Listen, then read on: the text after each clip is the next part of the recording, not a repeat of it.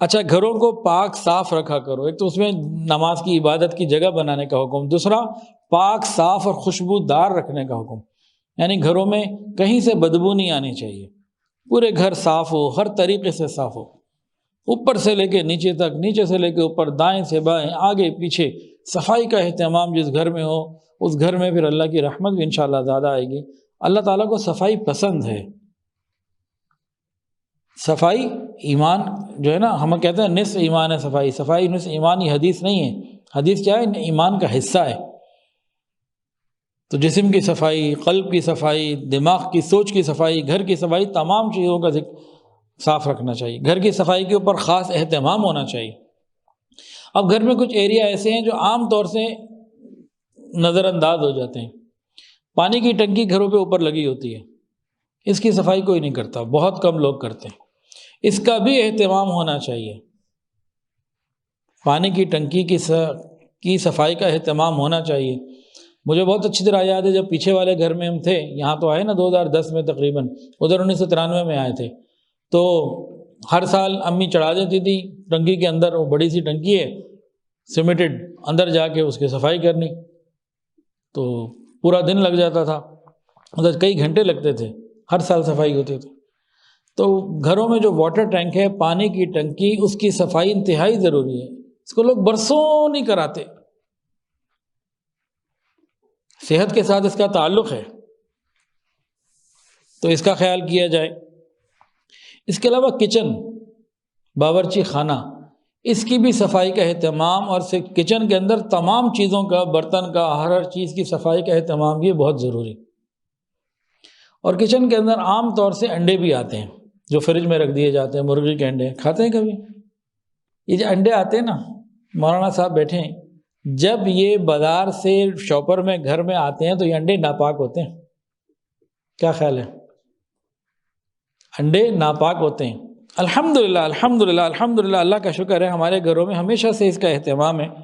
ابھی میں بیگم، یہ جو بات کر رہا ہوں، بیگم صاحبہ سے یہ سبق سن کے سنا کے پھر کر رہا ہوں، کیونکہ میں تو نہیں دھوتا، تو میں نے کبھی ذرا طریقہ بتائیں، پتہ تو تھا لیکن ذرا ریفریش ہو جائے۔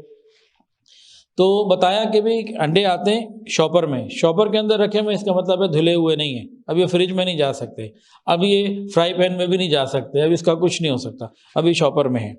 سب کو پتہ ہے کہ اصول بنا ہوا ہے ہمارے گھر کا۔ اب اس نے کیا کرنا ہے؟ شاپر سے نکل کے دھلنا ہے، کسی نے اس کو دھونا ہے، دھو کے ٹوکری میں رکھ دیا، اب اس کا مطلب ہے ٹوکری میں اگر پڑے ہیں تو دھلے ہوئے پڑے، اور وہاں سے چاہے ڈائریکٹ استعمال کرنے یا فریج میں رکھنے، یہ ضرورت پہ ڈیپینڈ کرتا ہے کہ موسم کون سا ہے اور ضرورت کیا ہے۔ جب مرغی سے انڈا نکلتا ہے یہ ناپاک ہوتا ہے، اس کے باہر ناپاکی، اندر سے وہ پاک ہے، باہر ناپاکی لگی۔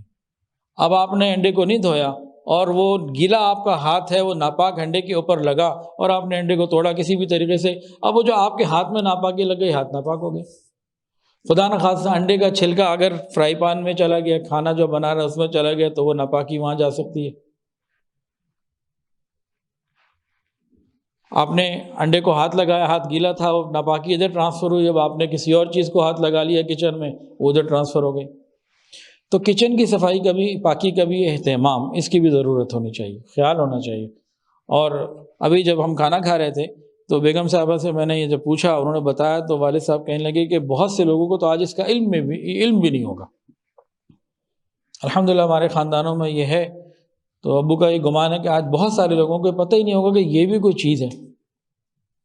تو یہ ایک ناپاکی آنے کا معاملہ ہے۔ اس کے علاوہ ٹوائلٹ کی صفائی کا بھی بہت اہتمام ہونا چاہیے۔ تو بعض چیزیں ایسی ہیں جن پہ فوکس ہونا چاہیے کہ بھئی اس کا اہتمام ہو۔ نبی علیہ السلام نے فرمایا گھروں کو پاک صاف رکھو، تو یہ ساری چیزیں اس صفائی کے اندر آتی ہیں نا۔ خوشبودار رکھو، یعنی کہیں سے بدبو نہیں آنی چاہیے، اتنا جالے نہیں ہونے چاہیے، صفائی بار بار ہوتے رہنی چاہیے۔ رہائش کے لیے جو جگہ لینی ہو، کہاں لینی چاہیے؟ نبی علیہ السلام سے ایک صاحب نے فرمایا، صحابی آئے فروہ بن مسیک رضی اللہ تعالیٰ عنہ، عرض کیا یا رسول اللہ ہماری ایک زمین ہے، اس کا نام ہے ابین، ہماری کھیتی باڑی وہاں ہے، رہنے پھرنے کے سہنے کے مکانات وہاں ہیں، چیزیں وہاں ہیں، لیکن وہاں کی آب و ہوا بہت پریشان کن ہے، خراب ہوا ہے۔ فرمایا اس کو چھوڑ دو، ایسی جگہ بود و باش رکھنے سے نقصان ہوتا ہے۔ یعنی اچھی مناسب صاف ستھری جگہ لینے کی کوشش کرنی چاہیے، جتنے انسان کے اندر پاس وسائل ہوں اپنے وسائل کے اندر رہتے ہوئے اچھی جگہ کا انتخاب یہ بہت ضروری ہے۔ پھر نبی علیہ السلام کی زندگی میں کچھ چرواہے مدینہ طیبہ میں آ گئے، جنگلوں میں کھلی جگہوں میں رہنے والے تھے، مدینہ میں آ گئے، شہر کی آب و ہوا، ماحول اور معاملات ان کو موافق نہیں آئے، تو نبی علیہ السلام نے ان کو فرمایا کہ بھئی یہ آپ کے لیے ٹھیک نہیں ہے، آپ جنگلوں میں جائیں، کھلے علاقوں میں جائیں۔ تو انسان اپنے مزاج اور ماحول کے مطابق ایڈجسٹ ہوتا ہے اور وہ فطری چیز ہے، اس کا شریعت نے دیا ہے۔ خوبصورت مقامات کے اوپر آب و ہوا جہاں بہت اچھی ہو، مکان ہی وہاں ہو تو سبحان اللہ بہت اچھا، نہیں تو کبھی کبھی وہاں جاتے رہنا چاہیے، صحت کے لیے بڑا اچھا ہے۔ نبی علیہ السلام امی عائشہ صدیقہ رضی اللہ عنہ کو لے کے گئے ایک ایسے سرسبز مقام کے اوپر، یعنی فیملی کو لے کے کہیں نہ کہیں ایسے کبھی کبھی آنا جانا یہ تازگی کا ذریعہ ہے۔